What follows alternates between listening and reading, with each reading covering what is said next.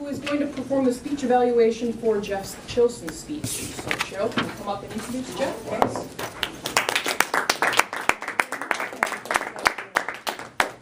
Good morning, distinguished president. Where's our president? I'm hiding. Fan. I'm hiding. Madam Toastmaster and fellow Toastmasters, club members. Happy New Year to everyone. Hopefully you guys all had a wonderful holiday. I did. It was relaxful and fun. You gotta have fun with everything we do. But anyway, today is my distinguished pleasure to introduce one of our veteran Rising Star club members and speakers, Jeff Chilson. Where's my Jeff hiding? Okay. As we all know, words are very powerful, and they convey a message and influence the audience of word choices that we use and how our audience perceives us. Today, Jeff is presenting project number 4 from the Competent Communication Manual, How to Say It. Jeff's speech is entitled, Turn Up the Heat. How turn up the heat, inviting criticism to fuel growth. The focus of his project today will be to write for the listener using skills such as economic use of words, vivid descriptions, and incorporating rhetorical methods such as similes, alliteration, and triads to emphasize his point. How many of you made New Year's resolutions? Is there anybody that made? Okay, a couple of us, okay, great.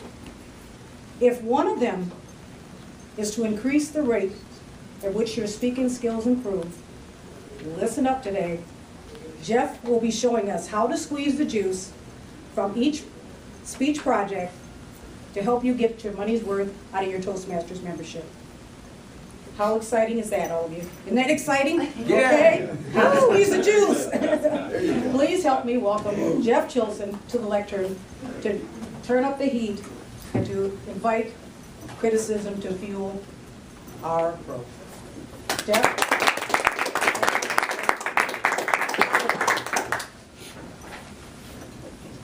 On a recent vacation, my wife likes to visit those little boutique kind of stores, and I came across a placard that had this quote in it. It said, if you can't stand the heat, don't tickle the dragon. A smile every time I think of that quote, because that's pretty much how we approach life a lot of times. We don't walk around everywhere saying, please, will you evaluate me? But that's exactly the opposite approach that we use here in Toastmasters. Here, we are looking for evaluation, because the idea is you prepare your projects, you deliver your projects, and then you get an evaluation of your project. So you can feed that information back into what you're doing, so the next time through, from those lessons learned, you can produce a better result. If you're looking to get your skills to an even higher level in 2015, then for each project that you do, you need to invite 3 critics to every project. And that's one of my goals this year. 3 critics for every speech project that I do. Those critics are going to be your evaluator, your mentor, and yourself. Let me talk about your evaluator first. Team up with your evaluator. Use them to the fullest extent that you possibly can on every single project that you have. And to do that, there's 3 things you can do that's going to make that simple. First of all, go out and choose them. A lot of times we wait for our evaluators to write their name in on our club schedule. I did that with this project, but I'm not going to do that for the rest of my projects. I'm going to go out and I'm going to find my evaluator. Because I want to select somebody that has some skills that I don't have, or is a subject matter expert on something that I'm presenting, so that I get the best possible advice on some of those projects. Or another approach that I have used in the past, I'd like to use, is find somebody that hasn't evaluated one of my speeches yet. Because that's sort of the opportunity to give the first impression, that initial sense of what somebody sees in me as a speaker, and a fresh perspective on how I speak. So look for someone new or find an expert. The next thing is set that evaluator up for success. And what you need to do here is make sure that when you put your project together, that you send your project ahead of time to your evaluator. That way they don't have to sit through and think through all the stuff that you're saying when you're saying it, but they can actually evaluate all of the presentation as a whole, especially if you've got a really meaty presentation. That way they can digest that material so they can watch how you deliver it as well as the content that you deliver. The third thing to do is follow up with the evaluator after the speech. One thing I'm going to do with my evaluators this year is, and perhaps you're familiar with this, you ever heard of the Pareto principle? Idea is that 20% of the effort yields 80% of the result. I'm going to follow up with my evaluators this year, and I'm going to ask them one simple question. What is the one thing that I can do most that's going to have the biggest impact on my speech project? So that's it. Team up with your evaluator. Make sure that you choose them, set them up for success by giving them the materials ahead of time, and then follow up with them afterwards. If you have any questions, or if you really want to dig a little bit deeper, not too much effort. Second person to have at your speech projects is your mentor. If you don't have a mentor in the Toastmasters Club, ask around, ask one of the leaders to help you find one. But you want to find someone who has some skills that you don't particularly have, that they can help push you forward in your speaking ability.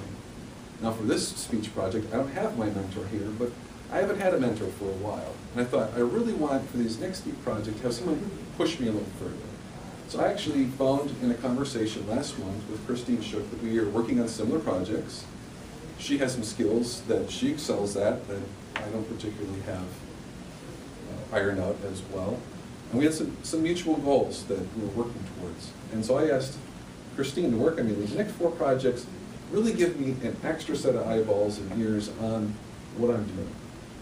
So invite that person, get a second evaluator to look at you on a group of projects. The last one, this is the big one. You gotta invite yourself. I like how Zig Ziglar put it. He says, if you are hard on yourself, the world is going to be a whole lot easier on you. And when it comes to evaluating our own speech projects, that's got to be the hardest thing. And hangdog is the perfect description of how I feel. Every time I have to open up one of the videos and process my own project.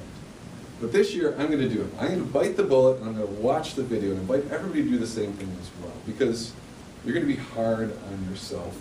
Plus, once you get all the feedback from all these papers that everybody's writing down, you get your speech evaluator and your mentor involved, and then you start to watch the video. You're going to know, this is what I can do with my own skills and my own way of writing and speaking to apply in that situation, to put that information that I'm getting to use.